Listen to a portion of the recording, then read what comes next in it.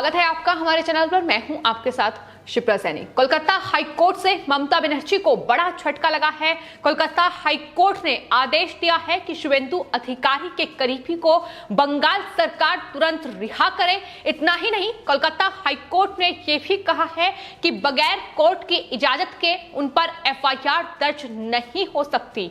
तो पश्चिम बंगाल की मुख्यमंत्री ममता बनर्जी जो शुभेंदु अधिकारी को सवालों के घेरे में लाने के लिए एक के बाद एक बड़े दांव लगा रही हैं, लेकिन उनके ये दांव पेंच उन्हीं पर अब भारी पड़ रहे हैं। और अब एक बार फिर से पश्चिम बंगाल की ममता बनर्जी सरकार को कोलकाता हाई कोर्ट से बड़ा झटका लगा है।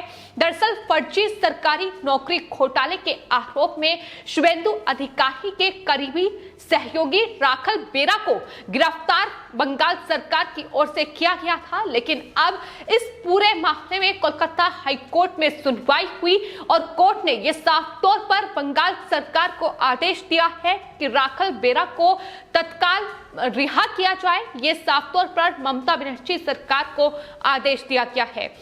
इतना ही नहीं, कोलकाता हाई कोर्ट ने ममता सरकार से यह भी कहा है कि उनके खिलाफ आगे कोई भी एफआईआर दाखिल नहीं होनी चाहिए। अगर ऐसा होता है तो उसके लिए कोर्ट से परमिशन लेनी होगी, ये भी कोलकाता हाई कोर्ट की ओर से कहा गया है। तो लगातार पश्चिम बंगाल में विधानसभा चुनाव नतीजों के बाद पश्चिम बंगाल की मुख्यमंत्री और बीजेपी विधायक नंदीग्राम से शुभेंदु अधिकारी के बीच गतिरोध देखा गया है, क्योंकि शुभेंदु अधिकारी नंदीग्राम का चुनाव जीते और उसके बाद ममता बनर्जी की बौखलाहट बढ़ी और बौखलाहट में ममता बनर्जी ने कोलकाता हाई कोर्ट में नंदीग्राम चुनाव नतीजों को चुनौती देते हुए एक याचिका भी दायर कर दी, जो कि साफ तौर पर बताती है कि किस तरीके से बौखलाहट में यह याचिका उनकी तरफ से दायर की गई है। हालांकि उस याचिका पर सुनवाई चल रही है, लेकिन वहीं दूसरी ओर शुभेंदु अधिकारी को घेरने के लिए भी तमाम कोशिशें, तमाम पैतरे जो है वो ममता बनर्जी अपना रही हैं। उन पर झूठी एफआईआर दर्ज की जा रही है। उनके जो करीबी हैं उन्हें अलग अलग मामलों में फंसाने की ये साजिश ममता बनर्जी रच रही है। और जाहिर तौर पर कोलकाता हाई कोर्ट ये बखूबी तरीके से जान चुकी है कि किस तरीके से पश्चिम बंगाल में ममता बनर्जी शासन कर रही है। आपको ये बता दें कि पश्चिम बंगाल की पुलिस ने जून के महीने में सुजीत डे नाम के एक शख्स की शिकायत के आधार पर राखल बेरा को गिरफ्तार किया था। और ये जो डे थे, इन्होंने अपनी शिकायत में राखल बेरा और कुछ दूसरे लोगों पर आरोप लगाते हुए ये कहा था कि उनके साथ सरकारी नौकरी का वादा कर ठगी की गई थी। उन्हें सिंचाई एवं वाटरवेज डिपार्टमेंट में नौकरी दिलाने का वादा किया गया था। शिकायत में यह भी कहा गया कि राखल बेरा ने कोलकाता की एक सोसाइटी में स्थित फ्लैट में एक कैंप आयोजित किया था, जिसमें लोगों से नौकरी देने का वादा किया गया था। जुलाई 2019 से सितंबर 2019 के दौरान ये कैंप लगा था, लेकिन अब ये शिकायत दर्ज कराई गई है और इस पर पुलिस ने एक्शन लेते हुए उन्हें गिरफ्तार किया। लेकिन आपको यह भी बता दें कि बंगाल में जिस तरीके की हिंसा हो रही है और जो हिंसा के पीड़ित हैं वो पुलिस थानों के चक्कर लगा रहे हैं, लेकिन बंगाल की पुलिस उनकी शिकायत दर्ज करना तो दूर, उनकी सुनवाई तक नहीं कर रही है, उनकी शिकायतें तक नहीं सुनी जा रही है। लेकिन अब जो ये मामला सामने आया है, ये साफ तौर पर बताता है कि किस तरीके से बंगाल में राजनीतिक बदले की भावना से ममता सरकार और उनकी पुलिस महज एक झूठी शिकायत पर एक शख्स को गिरफ्तार कर लेती है। और इस पूरे मामले पर अब कोलकाता हाई कोर्ट ने ममता बनर्जी को बड़ा झटका दिया है। हार ममता बनर्जी की कोलकाता हाई कोर्ट में हुई है, जिसमें साफ तौर पर कोर्ट ने यह कहा है कि शुभेंदु अधिकारी के करीबी को तुरंत बंगाल सरकार रिहा करे और ऐसे एफआईआर बंगाल सरकार उन पर दर्ज नहीं कर सकती है। जाहिर तौर पर तमाम सबूत नहीं है, कुछ नहीं है, लेकिन बावजूद इसके बंगाल पुलिस की ओर से उन्हें गिरफ्तार किया गया है, जिस पर कड़ी नाराजगी कोलकाता हाई कोर्ट की ओर से दर्ज की गई है। तो फिलहाल बंगाल की स्थिति किसी से छिपी नहीं है कि किस तरीके से पिछले 10 सालों से ममता बनर्जी वहां शासन कर रही है। और अब चूंकि बंगाल में टीएमसी के सामने बीजेपी है और विधानसभा में नेता विपक्ष शुभेंदु अधिकारी हैं, जो कि एक वक्त था वो ममता बनर्जी के राइट हैंड माने जाते थे, टीएमसी का वो हिस्सा थे। लेकिन इन बंगाल के विधानसभा चुनाव में उन्होंने बीजेपी का दामन थामा, नंदीग्राम से चुनाव लड़े, वहां से जीते और यही ममता बनर्जी की सबसे बड़ी बौखलाहट है। जिस तरीके से वो लगातार छूटे जो केसेस हैं वो शुभेंदु अधिकारी के खिलाफ दर्ज करा रही हैं, उन्हें लगातार अलग अलग मामलों में फंसाने की साजिश और षड्यंत्र रचा जा रहा है। लेकिन शुभेंदु अधिकारी लगातार ममता बनर्जी के भ्रष्टाचार की पश्चिम बंगाल में पोल खोल रहे हैं। शुभेंदु अधिकारी एक ऐसे नेता हैं जो बखूबी तरीके से जानते हैं कि पिछले 10 सालों में टीएमसी ने बंगाल में किस तरीके का शासन किया है, कौन से बड़े घोटाले हुए हैं, और यही वजह है कि वो लगातार पश्चिम बंगाल में ममता बनर्जी और टीएमसी के घोटालों की पोल खोल रहे हैं। और यही ममता की तिलमिलाहट है जो लगातार सामने आ रही है। और इस तरीके से न सिर्फ उन्हें बल्कि उनके करीबियों को भी फंसाने की ये साजिश और षड्यंत्र ममता बनर्जी और उनकी पार्टी के लोग रच रहे हैं। जहां तक शुभेंदु अधिकारी की बात है, उनके खिलाफ कोलकाता हाईकोर्ट में जो याचिका है वो ममता बनर्जी दायर कर चुकी है, जिसमें चुनाव परिणाम को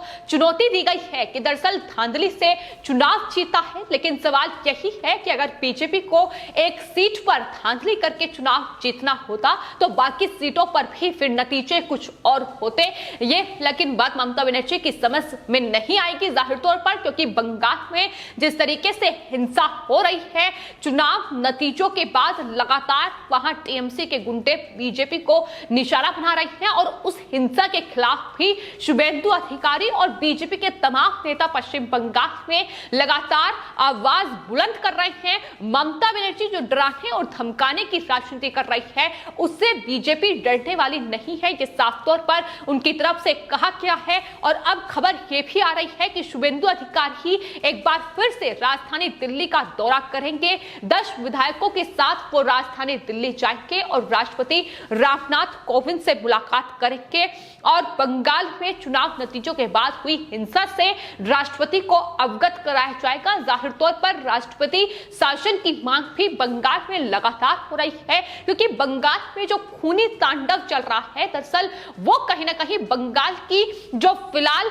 तस्वीर है वो पूरी तरीके से बदल रहा है। बंगाल अब दूसरे जम्मू कश्मीर में तब्दील हो रहा है और यही वजह है कि लगातार ये मांग कर रहे हैं कि बंगाल में ममता बनर्जी की ये तानाशाही और तालिबानी शासन को खत्म किया जाए, राष्ट्रपति शासन लगाया जाए। लेकिन बंगाल हिंसा पर भी अब लगातार फटकार जो है वो ममता बनर्जी को लग रही है। आपको ये बता दें कि कोलकाता हाईकोर्ट ने बीते दिनों जितने भी फैसले सुनाए हैं, कहीं ना कहीं मुसीबत ही ममता बनर्जी के लिए खड़ी की गई है, क्योंकि जो ममता बनर्जी बीजेपी के नेताओं को झूठे मामलों में फंसाने की पुरजोर साजिश और षड्यंत्र रच रही है, फिर चाहे वो शुभेंदु अधिकारी हो या फिर मिथुन दास ही क्यों ना हो, बीजेपी नेता और सुपरस्टार मिथुन दास को लेकर भी जो झूठी शिकायतें टीएमसी की ओर से दर्ज की गई थी, उनके बयानों को तोड़ मरोड़ कर पेश किया गया था, उस पर भी कोलकाता हाईकोर्ट ने ममता बनर्जी को कड़ी फटकार लगाई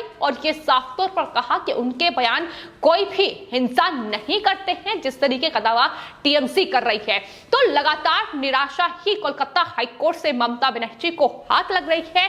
यहां तक कि बंगाल हिंसा की सच्चाई कोलकाता हाईकोर्ट में है। एनएचआरसी अपनी रिपोर्ट पेश कर चुकी है, जिसमें यह खुलासा हो चुका है कि बंगाल में कानून का शासन नहीं बल्कि ममता बनर्जी की तानाशाही चल रही है, वहां शासन का कानून चल रहा है। और यही वजह है कि हाल ही में एक मामले पर सुनवाई करते हुए कोलकाता हाईकोर्ट ने यह कहा कि केंद्रीय एजेंसियों को हाई प्रोफाइल मामलों की जांच के लिए बंगाल सरकार की अनुमति की कोई जरूरत नहीं है। यानी ममता बनर्जी जो सीबीआई लगातार वहां जांच कर रही है अलग अलग मामलों में, उसको लेकर जो आरोप केंद्र सरकार पर मढ़ रही थी, उसमें भी उन्हें निराशा ही हाथ लगी है। कोलकाता हाईकोर्ट ने यह साफ तौर पर कहा है कि कोई भी स्वतंत्र जांच एजेंसी बंगाल में बड़े मामलों की जांच कर सकती है, इस पर ममता बनर्जी रोक नहीं लगा सकती है।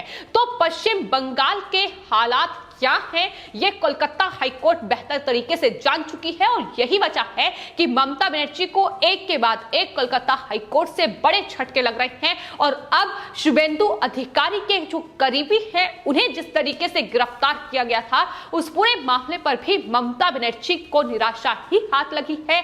जो ममता बनर्जी शुभेंदु अधिकारी बीजेपी के विधायक हैं उन्हें फंसाने के लिए ये दांवपेच लगा रही थी, अब कहीं ना कहीं ये दांवपेच उन्हें ही उल्टे पड़ रहे हैं। बंगाल में वो जिस तरीके की हिंसा हो रही है उस पर जवाब देना नहीं चाहती है, लेकिन दिल्ली का दौरा कर केंद्र सरकार को घेरती है और उनकी इस राजनीति को देश की जनता पूरी तरीके से दरकिनार कर रही है। और यहां तक कि जिस विपक्षी दलों को वो साधने के लिए दिल्ली पहुंची थी उन्होंने भी पूरी तरीके से ममता बनर्जी को दरकिनार किया और इसकी सबसे बड़ी वजह जो है वो बंगाल हिंसा ही है, क्योंकि बंगाल हिंसा पर ममता बनर्जी सवालों के घेरे में है। तो ऐसे में कोई भी विपक्षी पार्टी उन्हें अपना हिस्सा नहीं बनाना चाहती है, ये हकीकत है जो ममता बनर्जी को समझने की बेहद जरूरत है। फिलहाल आपकी इस पूरे मामले पर क्या राय है हमें कमेंट बॉक्स में जरूर लिखें और चैनल को सब्सक्राइब करें। धन्यवाद।